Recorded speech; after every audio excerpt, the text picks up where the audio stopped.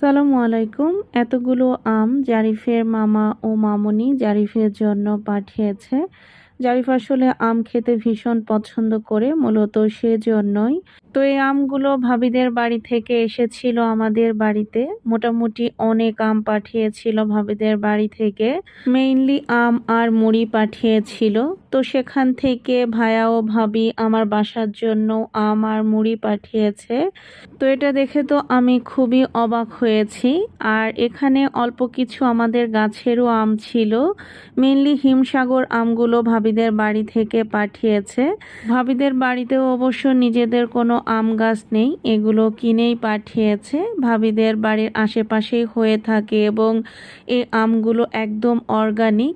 অনেকের বাড়িতে থাকে না একটা দুইটা আম গাছ, এরকম গাছ থেকেই এই আমগুলো পাড়া, কোনো বাগান থেকে নয়। বাগানের আমেও কিন্তু ফরমালিন থাকে।